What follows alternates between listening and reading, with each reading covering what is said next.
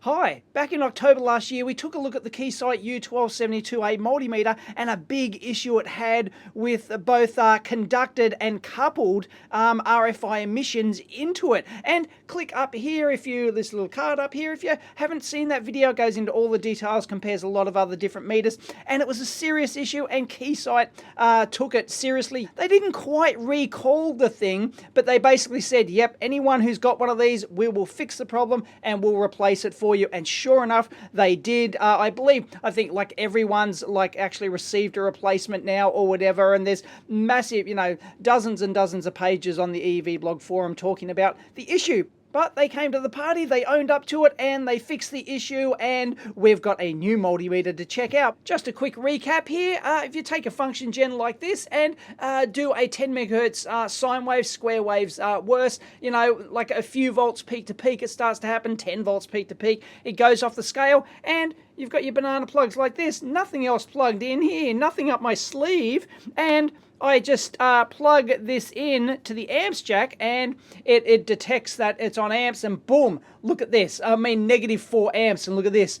It has some spooky action at a distance. Ooh, look at that. If I put my hand around that, put my hand on top, it's gone ski. So that's conducted mode.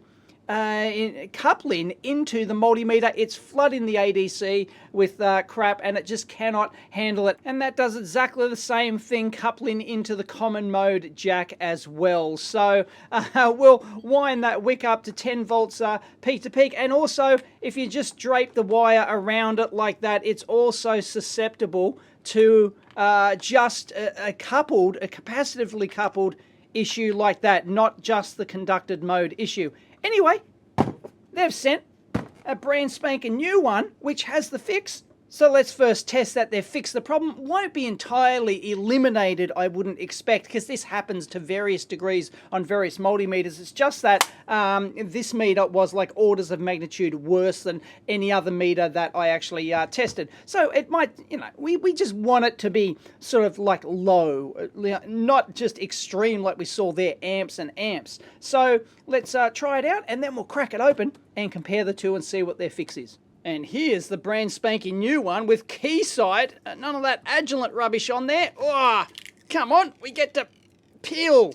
Jeez, that's the stickiest thing I've ever seen. Hey, have they changed the LCD? I think there's... like the background they have changed. I mean, mine's a really old, my original one's one of the original models, and they've like completely change that, but yeah, this one's probably a bit better, maybe the new one. Anyway, this ain't a review. Let's check it out. Serial numbers for those playing along at home. I'm not sure what serial number it started at, or I have no idea what this is. The old one, I have no idea what MSSB means or whatever. But anyway, any new one you buy, I'm pretty sure will have this fix in it. Anything in stock should be fixed. Okay, let's just turn that to a square wave, make it pretty extreme. 10 megahertz, 10 volts peak to peak. Here's the original one. Wah, wah, wah, wah. It's just going to overflow like that. Let's try the new one. Oh, why do we have... How do you have a low-pass filter in DC mode? What? Okay. They've enabled... I mean, it does have a low-pass filter built in, but they've enabled that. Can we disable that? What the? Look, that vanishes on AC. No low-pass filter. No low-pass filter on AC plus DC. And just DC percent. No. They're forcing the low-pass filter on. Is that an extra software trick in there to actually get rid of the noise? Anyway, here we go. Let's plug it in. Ta-da! Completely gone. Completely gone. Plug it into the common jack. Completely gone. Okay, they have absolutely, thoroughly nailed that. But can we disable the low-pass filter? Maybe not. And it's fine on milliamps as well, no wuckers, and microamps, yep. And of course you dangle it around the outside, there's absolutely nothing, there's no more spooky action at a difference, and that's on the microamp range. So yeah, that's Yep, that's basically nailed. No worries. So if we go into the filter option here, we can actually switch the filter off. Hopefully, that's the plan. It's got to reset. Ta-da! Now we're in like Flynn and it's showing up. I think they did that by default so that... Oh, no, hang on. No, it's all good. Why they're enabling that by default, I don't know. Maybe they just wanted it to be absolute. Look, we got a little residual thing there. Doesn't matter, but maybe they just wanted to absolutely kill the issue and they didn't want anyone to complain, so they just whacked in a bit of the optional low pass filter in there by default. So anyway, either way, it wouldn't have mattered. It's fixed. And for those wondering, no, they haven't changed anything with the internal shielding at all. So obviously the external coupling problem was not a shielding. It was not solved by a shielding issue. It would have been solved by ferrite beads on the board and on the supply and on the inputs and stuff like that. Alright, let's have a look under the Tagano microscope. Here on the right hand side is the new model that's fixed. Notice it doesn't have the populated programming header here, whereas the old one does. I'm not exactly sure why, but if we compare the two, off the bat, I can't see a thing, except for down here.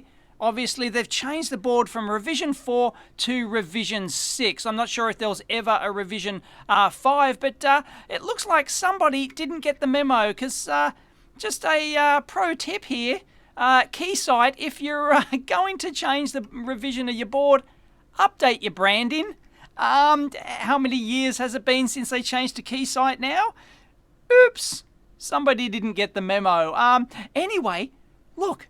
I cannot see a track difference. I cannot see a component difference. I can't see anything at all. Like, oh, the vias are in the same spot.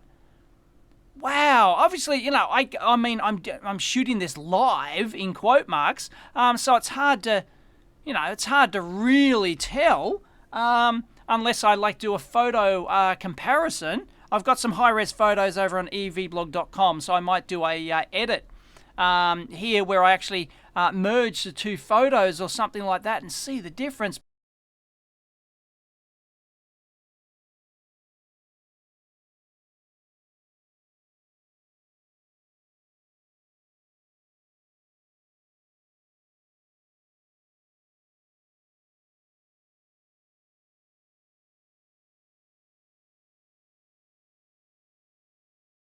I can't see anything. I mean, I'd probably expect something around here, which is all the current measurement stuff, whereas all this is all your high voltage voltage input stuff. So that, I can't see a thing. Can you spot anything? Where's Wally? Bueller, Bueller, Bueller.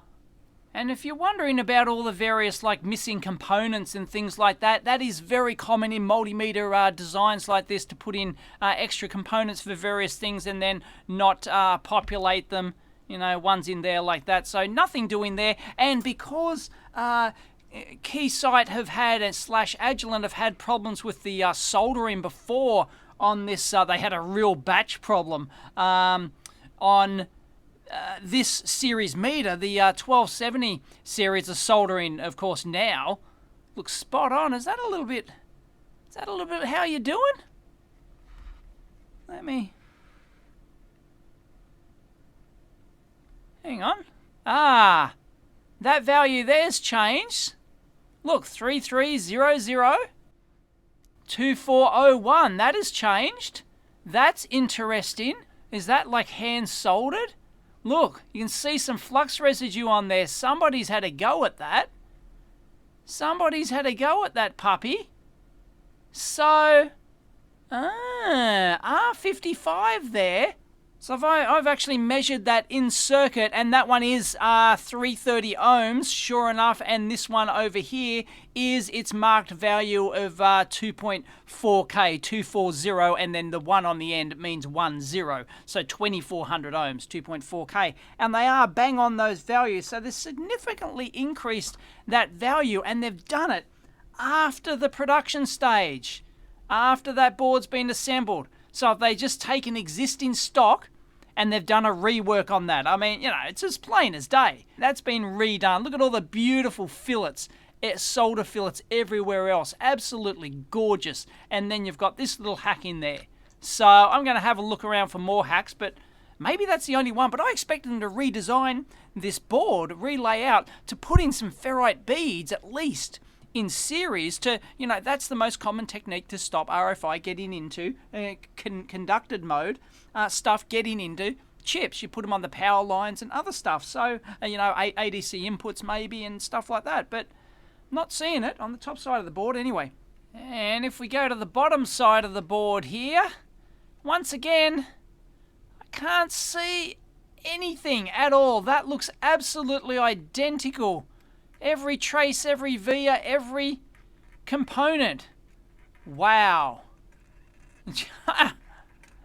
Nothing. They've added no extra components. Nothing down in the bottom side protection. I wouldn't have expected to see anything down there anyway. Oh, you were probably screaming at me. Look at this. This is the new board. There we go.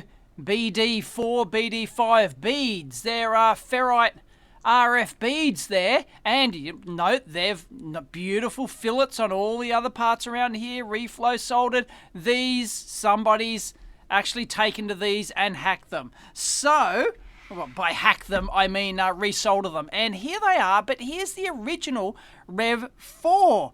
Okay, so we've got the 3 RF beads. So it's not like they've added these. They have not added these at all. And it looks like they've changed them. They've probably changed the value and type, but you'll notice that the beads are between grounds here. So they're between, like there's the little spring which buggers off to the shielding on the top, but then that separates the 2 grounds there and there. And once again, that is coming from the 11 amp fuse input there.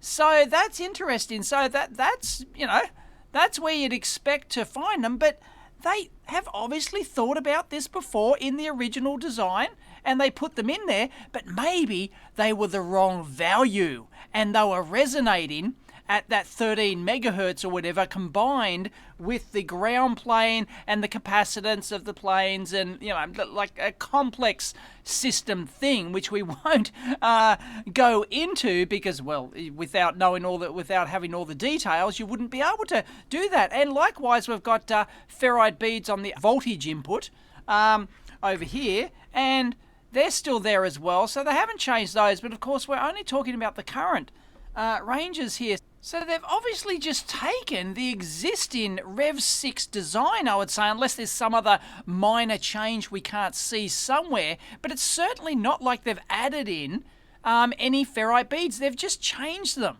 So I would say possibly that's all there is to it. They've simply chosen the wrong value there of RF ferrite bead in the ground, separating the main current input ground with the system ground, and that was enough to cause both conducted and coupling mode problems.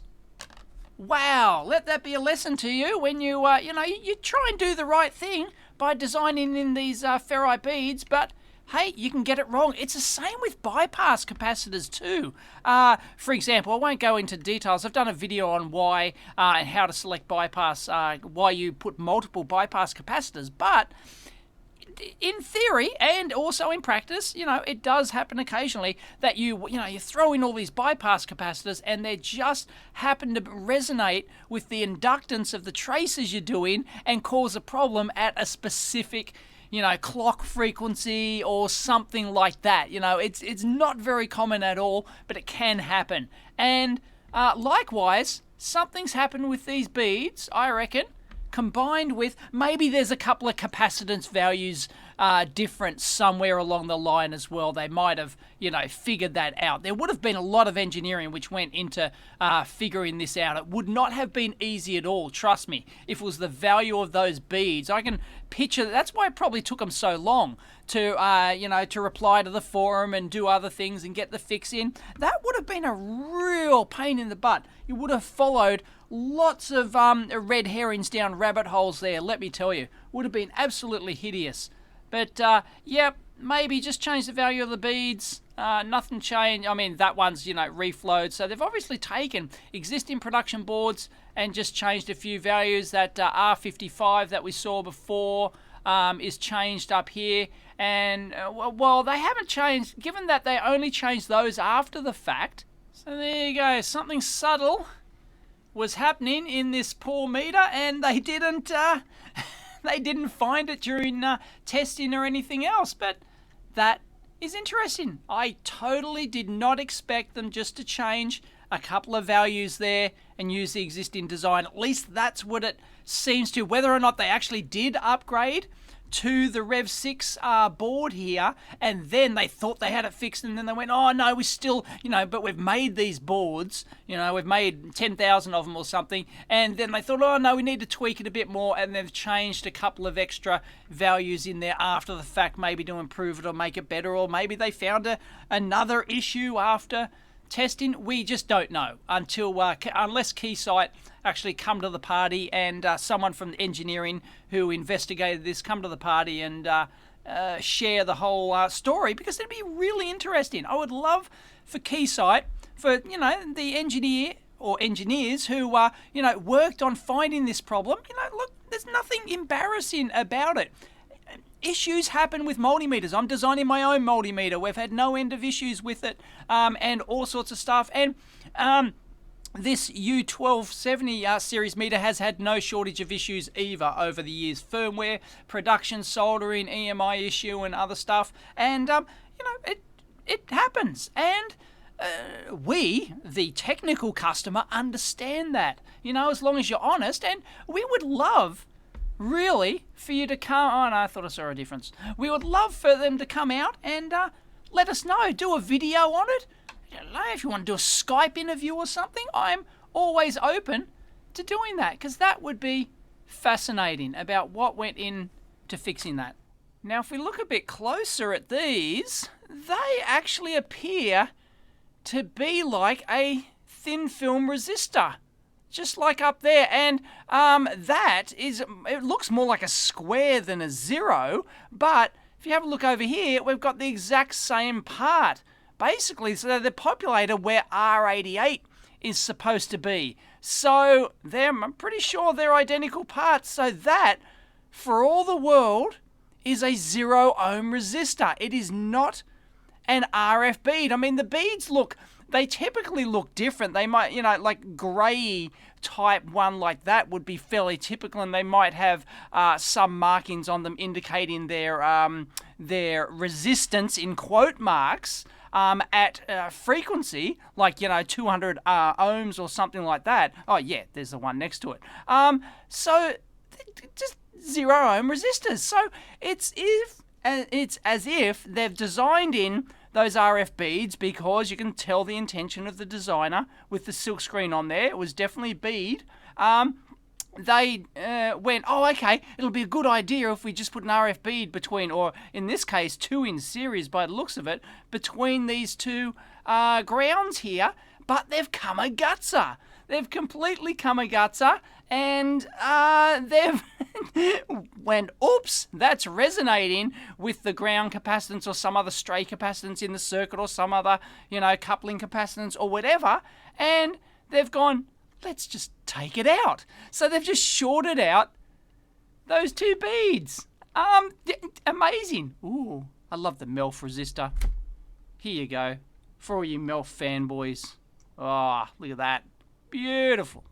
So what happens if we take our old one here and simply short out both of these? You could physically remove them. You could actually short them out, but then if you put in a long wire in there, for example, to just like a mod wire or something, unless it's like low impedance, because that can act as an inductor in its own right. So probably better to put, proper surface mount 0 ohm resistors in there. Not that, it'd still probably work, but in theory, yeah, just be careful. You might add a little bit of inductance in there, but just changing these from a proper RF bead to, which is basically an inductor really, to just, short it out, should do the trick. And yes, we've got the other resistor value up here. Where is it? Up here somewhere.